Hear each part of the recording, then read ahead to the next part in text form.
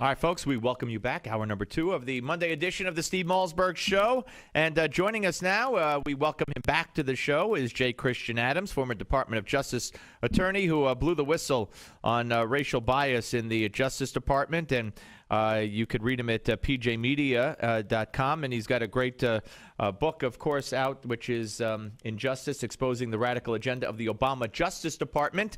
Hello, sir. Good to talk to you again.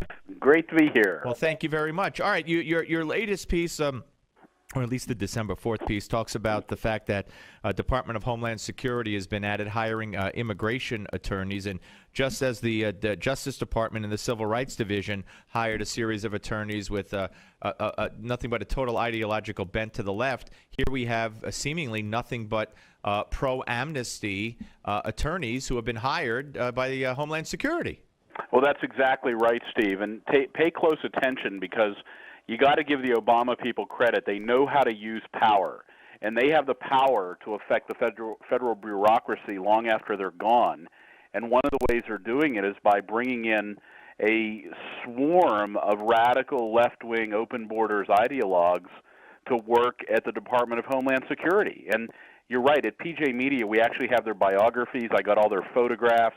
You can peruse the article. There's literally dozens and dozens of them who have worked at open borders groups like Latino Justice and the Mexican American Legal Defense Fund and Pearl Deaf and the ACLU Immigrant Rights Project. And all of these groups that exist to keep the borders open, they're now working at DHS. And you point out that not only were they hired, but they were hired by unconventional means, correct? That's right. A guy by the name of Steve Legomsky. Steve Legomsky was the chief counsel at DHS in this component, and he basically sat there with a pile of resumes, according to my sources, and just picked and chose who he wanted. He's now a professor at Washington University in St. Louis. He is a guy whose scholarship is marked by hostility toward enforcement of keeping foreigners out of the country. So, personnel is policy, and this administration knows it. Yeah, well, and they are in your face. I mean, if we had a media that was willing to report on this kind of stuff, and fair media that was willing to report and dig into what you originally talked about when you blew the whistle, on the Justice Department, there would be outrage in this country. But unfortunately, more than half the population doesn't get to hear it because they're ill-informed, and that's because we don't have a media that's willing to talk about these things. Well, that's exactly right. We plus, and if they do talk about it, they won't think there's anything wrong with it. You have people like Jennifer Lee, who worked at a group that actually was publishing a pamphlet for illegal aliens called, quote, "What to Do in the Event of a Raid." I have a link to the pamphlet on the article at PJ Media. And now she's working at DHS. I mean, these were people whose lives were dedicated to getting people into this country, keeping them in this country, and now they're making all the decisions at DHS. Eric Holder recently lost an effort in court. Of course, he was the Congress voted to hold him in contempt, and then the judge ruled that he can't appeal it. They're still withholding Fast and Furious documents. We had the gentleman who wrote the book last week who blew the whistle on the Fast and Furious fiasco that was going on at ATF. And it just seems like nothing that the Congress does, nothing that people unveil or that gets out there from you or from other whistleblowers, nothing sticks. Nothing has any repercussions or changes much, unfortunately. Well, Steve, I think there's a reason for that. And these Obamaites who are in power now, like I said, they know how to use power. And the opposition doesn't know how to stop power. They're unfamiliar with these tactics. The Republicans in Congress seem to be stuck in this 1995 model where everybody can get along and we have reasoned discourse. Meanwhile, the Alinskyeites in the administration have the volume turned up to 11, if you've ever seen Spinal Tap. And so these guys are wringing out every last drop of power out of the government and embedding it and transforming it just like they promised they would do. And the folks in Congress, their chief weapon seems to be the strongly worded letter.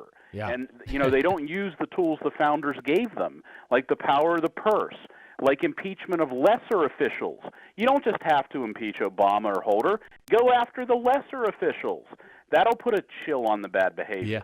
Yeah. But this is a Republican Party with no leadership whatsoever. We're talking to J. Christian Adams, former Department of Justice official, here on the Steve Malzberg Show. Read him at PJ Media. And as mentioned, his book, Exposing Injustice, it's called Injustice, Exposing the the racial agenda of the Obama Justice Department. You wrote a piece in your book. You wrote about Nelson Mandela.